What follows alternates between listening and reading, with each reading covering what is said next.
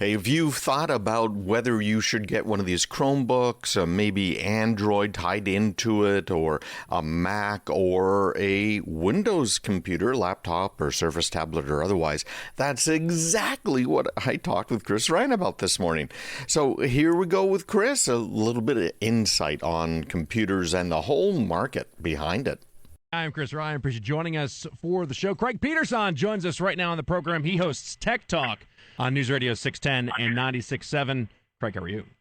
Hey, good morning. Doing well. Good. Appreciate you joining us for the show. I want to talk to you today about decision-making in regards to what tech to use, whether it's a cell phone, whether it's a Chromebook versus a Mac, and this off of a story from GeekWire.com, which indicates that Chromebooks outsold Macs worldwide in 2020.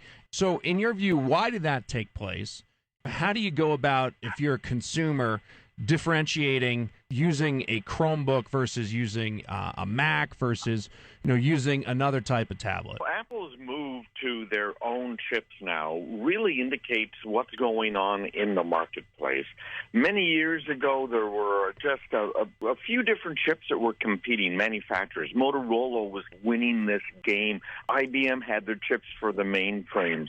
Then along came this little startup known as Microsoft, and helped Apple out, in fact, in the very beginning, and moved on from there to really focus in on one hardware platform, and that's the Intel platform. For years, it was known as Wintel Monopoly, meaning Windows and Intel. Those two were in lockstep, went hand in hand. The default for people to buy was always Windows because that's what they knew, that's what they might have used at work, although it might be a different version. So they just go ahead and use it at home. Now we have options. Intel has been falling by the wayside for years. Even 64-bit chips, Intel lost the whole lead on that. AMD, Advanced Micro Devices, beat them. So when we're looking at it as a consumer now, we have more choices. We can decide that we want a simpler machine, a more secure machine, and get something like a Chrome OS-based tablet. This is an operating system that is designed for mobile devices. We can get a Chrome OS-based laptop, a desktop. There's even rumors that there's some more phones in the work. The Chrome OS will even run Android, and it's way cheaper because you don't have to use that expensive Intel chip, which is part of the reason Apple has decided to ditch Intel as well. Now we're going to the real benefit of Unix machines. Unix has been around since the early 70s. It's what I've used in data centers and all big businesses use in data centers. The real benefit to Unix, Chris, is it will run on anything. So now you can go out for $150, buy a half-decent little tablet or laptop using Chrome OS, which, of course, is coming from Google, have that thing updated for you all of the time, just automatically. It has all of the features on it you probably want. You can go online, obviously. You can edit documents, and it is cheap, although you can get more expensive ones. It's secure. Chrome OS is what many security researchers use. As you mentioned, for the first time ever, Chromebooks outsold Macs. That's a little misleading because it's not eating into Apple's market share. It's eating into Microsoft's market share. And along with that, of course, Intel. Yeah, I want to ask you about where Google kind of caught up to Mac. Most individuals purchased the optimal item was the Apple phone. It was the different Apple products. That was pretty much seen as being the market's view of things. Now it seems that there's been a change, and a lot of it has to do with, as you referenced, Google's technology and products and the alignment with Android and other types of phones. So at what point did Google get to the stage where they were on par with Mac, in your view, or perhaps surpassing it? There's really two different things here. The on par right now as far as sales go is in the Chrome OS side. When we're talking about phones, it's a different thing, these smartphones, smart devices. There are many more, multiples of times more, Android-based smartphones out there than there are iPhones. The main reason for that has to do with price.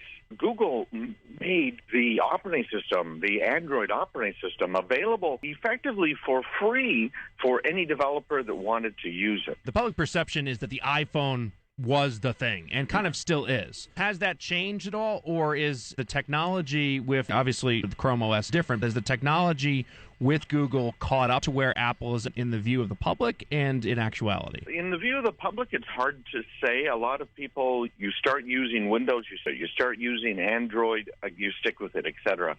That's a little hard to tell. But I can tell you what Google thinks, obviously.